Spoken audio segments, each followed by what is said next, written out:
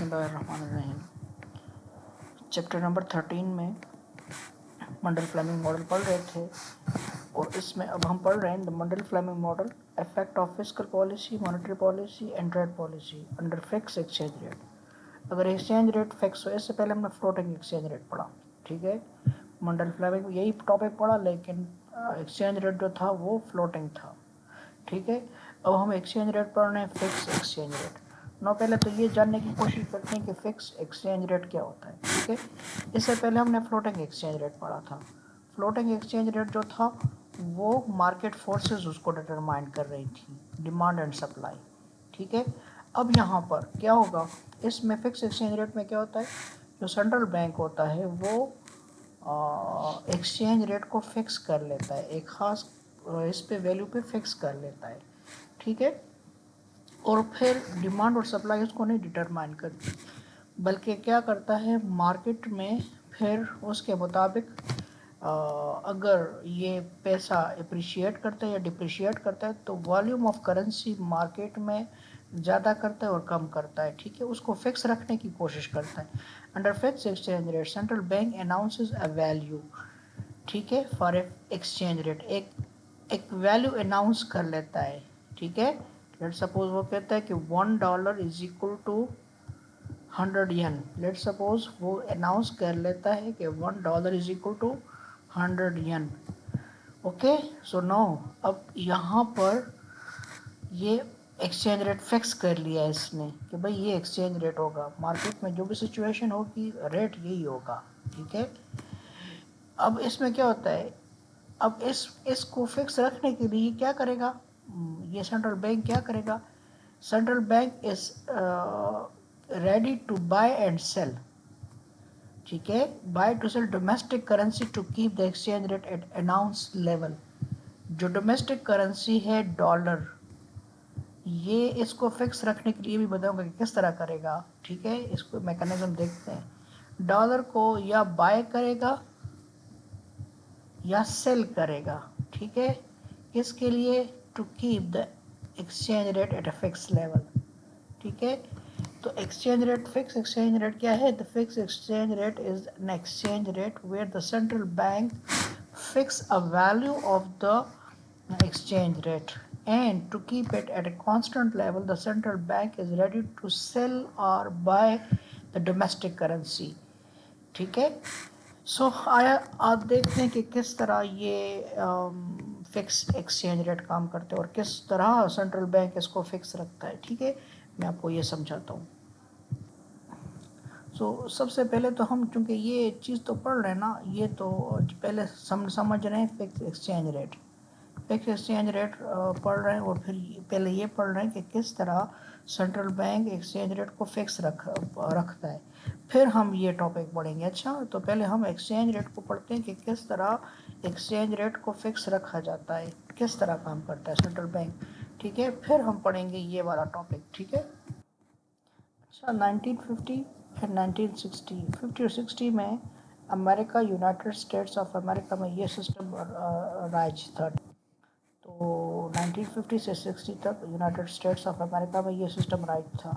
फिर इसको 1970 में अबेंडन कर लिया। अब दुनिया जहाँ में सिस्टम कौन सा है, फ्लोटिंग एक्सचेंज रेट है, ठीक है ना। अच्छा जी, अब देखते हैं कि किस तरह, देखो इधर ये काम किस तरह करता है। लेट सपोज करते हैं, ठीक है, कि यहाँ पर अमेरिका अनाउंस कर लेता है कि $1 is equal to 100 yen, okay. No, this exchange rate is fix by the central bank, ठीक है। उनका सेंट्रल बैंक फिर जो है वो अनाउंस कर लेता है कि $1 इज इक्वल टू 100 यन। लेकिन मार्केट में क्या सिचुएशन है, मार्केट में सिचुएशन क्या है, मार्केट में सिचुएशन ये है कि लेट सपोज दो सिचुएशन लेंगे, एक इससे ज़्यादा लेंगे, एक इससे कम लेंगे। Let suppose $1 is equal to, let suppose 150 yen, okay. हुकूमत ने तो अनाउंस कर लिया कि $1 इज इक्वल टू 100 यन, लेकिन आम मार्केट में जो यन $1 की कीमत है वो 150 यन है, ठीक है।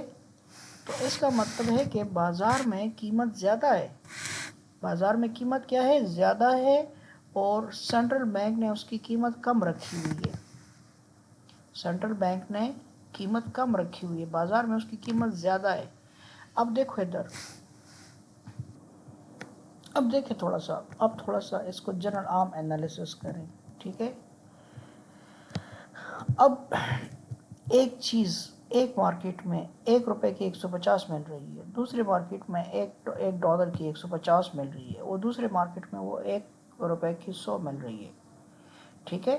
तो आप क्या करोगे, आप सस्ती मार्केट से चीज़ें ख़रीदोगे और महंगी मार्केट में बेचोगे, ठीक है ना। सस्ती मार्केट में चीज़ खरीद लोगे, जो बिजनेसमैन होगा वो सस्ती मार्केट में चीज़ खरीद लेगा।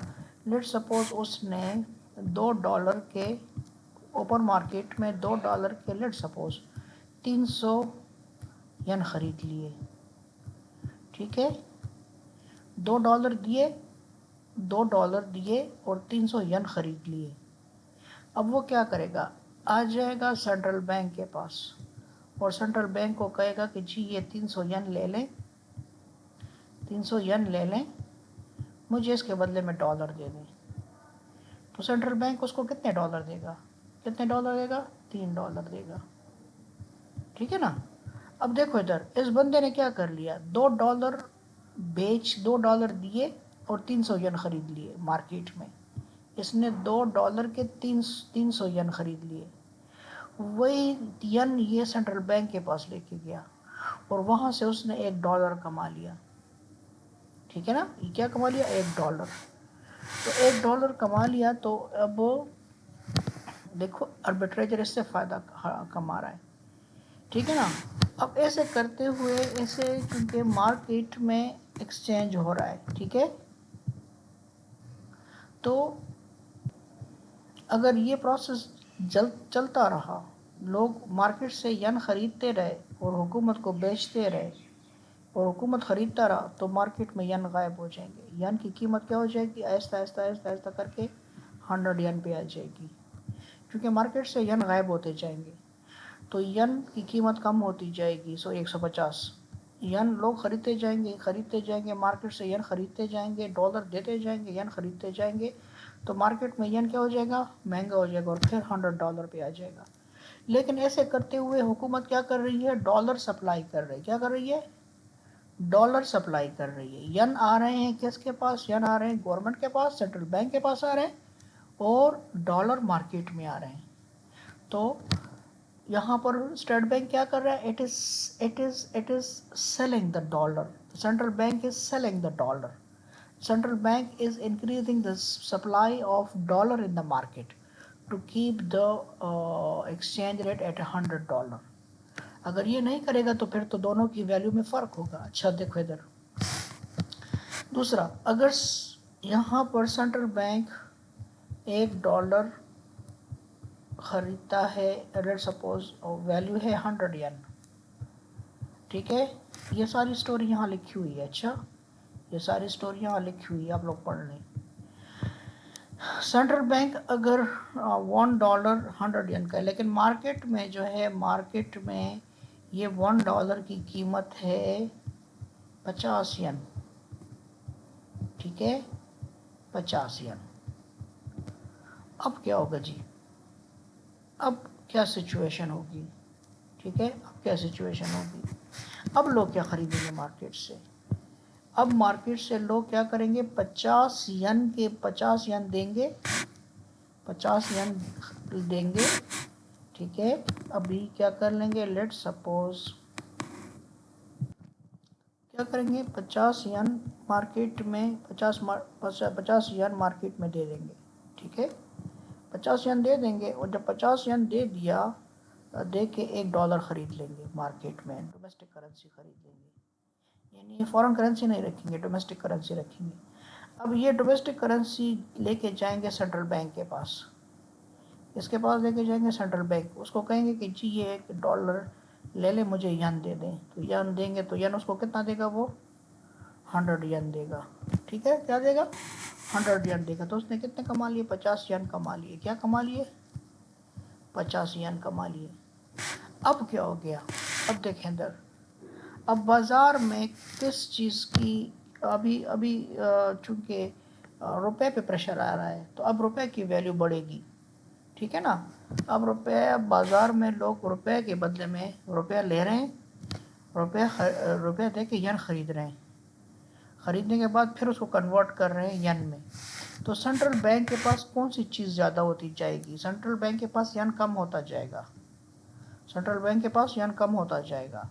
और बाज़ार में कौन सी चीज़ बढ़ती जाएगी? बाज़ार में यन बढ़ता जाएगा, तो इसकी वैल्यू क्या हो जाएगी? इसकी वैल्यू कम हो जाएगी, ये फिर बढ़ते बढ़ते फिर 100 हो जाएगी, ठीक है।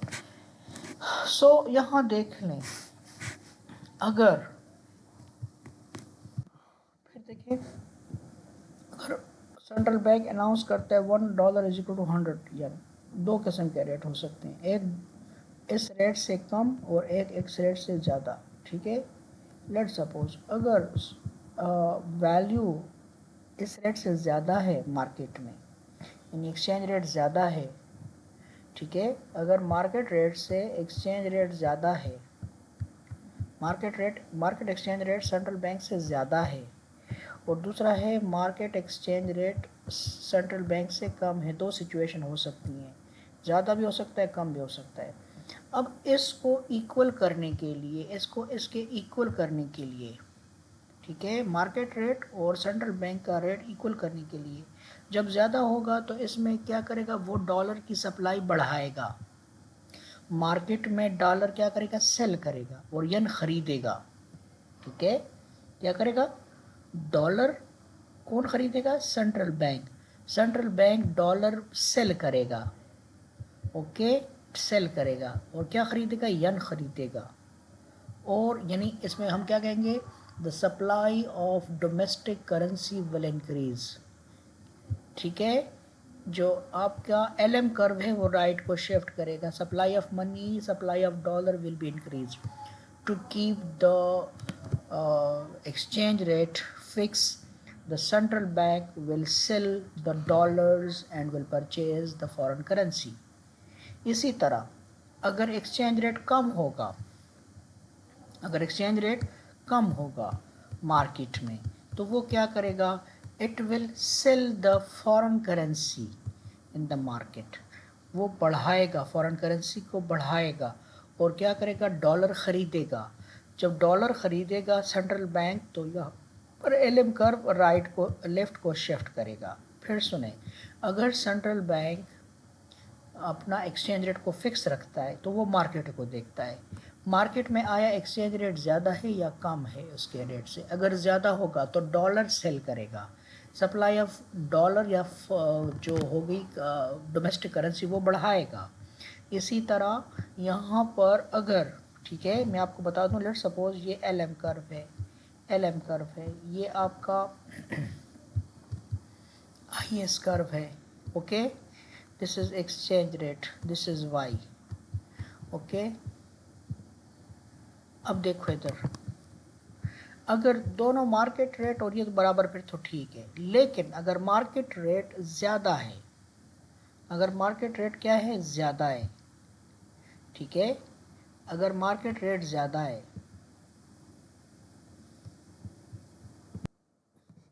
थोड़ा सा इसको थोड़ा सी देखें इधर,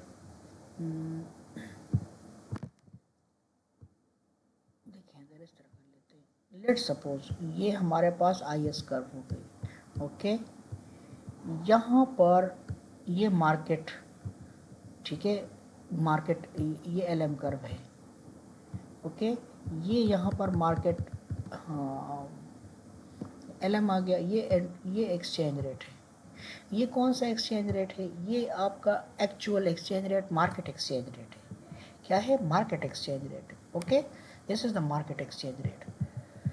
लेकिन गवर्नमेंट कहती है कि जी नहीं, मैंने इसको यहाँ पर फिक्स किया हुआ है, मैंने इसको, ठीक है, यहाँ पर फिक्स किया हुआ है, यहाँ पर फिक्स किया हुआ है एक्सचेंज रेट, मार्केट में तो ये E1, लेकिन वो कहती है कि मेरा फिक्स एक्सचेंज रेट क्या है, E2 है। अब E2 पे कायम रखने के लिए, E2 को पे E1 E2 पे कायम रखने के लिए उसको क्या करना होगा, सेंट्रल बैंक को, इसने सप्लाई ऑफ डॉलर को बढ़ाना होगा इस हद तक, LM कर्व को क्या करना होगा, शिफ्ट करना होगा। अगर ठीक है, ये तब नीचे आएगा, एक्सचेंज रेट तब नीचे आएगा जब ये सप्लाई ऑफ मनी को क्या कर देगा, इंक्रीज कर देगा। ठीक है, तो यहाँ पर क्या होगा, सप्लाई ऑफ मनी को इंक्रीज करना होगा। फिर सुने, लेट सपोज मैं आपको फिर बता देता हूँ, देखिए इधर, लेट सपोज ये IS कर्व हो, ये LM कर्व है। एक इनिशियल हम यहाँ पर ये मार्केट इक्विलिब्रियम है, ये आपका एक्चुअल एक्सचेंज रेट है, मार्केट एक्सचेंज रेट। लेकिन गवर्नमेंट क्या चाहती है कि मैंने इसको क्या करना है, नीचे, ये इतना नहीं है, नीचे होना चाहिए। ठीक है ना, ये 150 यहाँ पर ई 150 यन इज इक्वल टू $100, $1 हो गया इस पॉइंट पे। ओके, यहाँ पर ये रेट हो गया। लेकिन गवर्नमेंट कहती है ये मार्केट, लेकिन गवर्नमेंट कहती है कि नहीं जी, ये $1 इज इक्वल टू 100 यन होने चाहिए।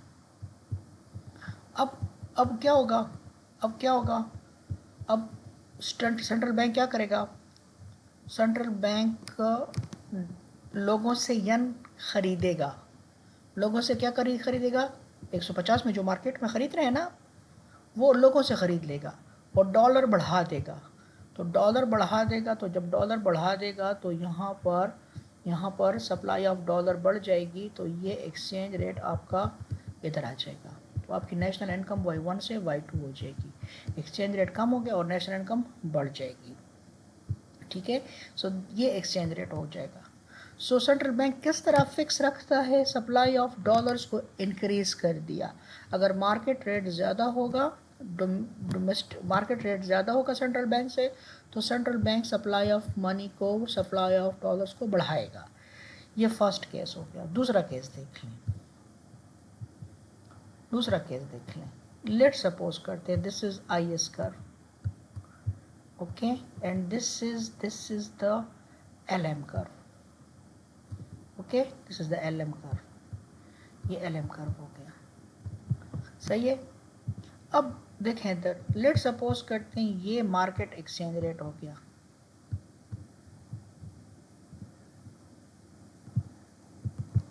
ये मार्केट एक्सचेंज रेट हो गया, क्योंकि डिमांड और सप्लाई डिटरमाइन कर रही है, ये मार्केट एक्सचेंज रेट हो गया, ये आपकी नेशनल इनकम हो गई। अब मार्केट, ये आपका मार्केट इंटरेस्ट, लेकिन सेंट्रल बैंक कहते हैं कि जिन्हें यहाँ पर मेरा जो एक्सचेंज रेट है ना, वो लेट सपोज E0 नहीं होना चाहिए, E1 होना चाहिए या E2 होना चाहिए। ठीक है, अब इसके लिए क्या है, ये कौन सी सिचुएशन हो गई, मार्केट रेट ऑफ इंटरेस्ट कम है, तो $1 इज इक्वल टू यहाँ पर 50 यन हो गया। मार्केट में कम है,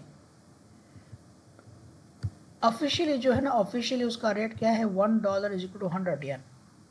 ओके, लेकिन मार्केट में क्या है, $1 इज इक्वल टू 50 यन। अब क्या करेगा, अब यहाँ पर सेंट्रल बैंक क्या करेगा, ठीक है, चूँकि यहाँ पर वो लोग यन जो है ना, यन मार्केट में सप्लाई करेगा, यन सेंट्रल बैंक क्या करेगा, यन सप्लाई करेगा और डॉलर ख़रीदेगा। ठीक है ना, क्या करेगा, यन ख़रीदेगा लोगों से, यन ख़रीदेगा और डॉलर जो है वो मार्केट में नहीं, क्या करेगा, बल्कि एक मिनट, यन मार्केट में सप्लाई करेगा, यन मार्केट में सप्लाई करेगा, चूँकि उसका रेट कम है, तो यन मार्केट में सप्लाई करेगा और डॉलर ख़रीदेगा। तो जब डॉलर ख़रीदेगा, ठीक है, डॉलर कम हो जाएगा, तो जब डॉलर कम हो जाएगा ना, तो देखें डॉलर कम हो जाएगा, जब डॉलर कम हो जाएगा ना, तो आपका एक्सचेंज रेट यहाँ पर कम हो गया, यहाँ पर आ गया। ठीक है, तो इसी तरह सेंट्रल बैंक क्या करता है, एक्सचेंज रेट को फिक्स रखता है। ठीक है, how a fix exchange rate system works, किस तरह काम करता है, यहाँ पर देखो डायग्राम में आपको इसका डायग्राम बताता हूँ, बुक में किस तरह डायग्राम है, ये डायग्राम है, देखें इधर, ये डायग्राम है। इनिशियली ये इनिशियली देख लें इधर, ये हुकूमत का फिक्स एक्सचेंज रेट है, ओके, लेकिन मार्केट में जो है ना, मार्केट में ये चल रहा है। अब ज़ाहिर बात है, मार्केट से जो मार्केट में एक्सचेंज रेट है वो ज़्यादा है, मार्केट में एक्सचेंज रेट ज़्यादा है, लेकिन सेंट्रल बैंक कम रखना चाहता है। तो सेंट्रल बैंक ने क्या कर दिया, डॉलर मार्केट में बढ़ा दिए, बढ़ा दिए तो ये एक्सचेंज रेट कम हो जाएगा। इसी तरह अगर फिक्स एक्सचेंज रेट ये है लेकिन मार्केट एक्सचेंज रेट जो है, इक्विलिब्रियम एक्सचेंज रेट जो है वो कम है, अब इस केस में वो क्या करेगा, डॉलर ख़रीदेगा और यन बढ़ाएगा।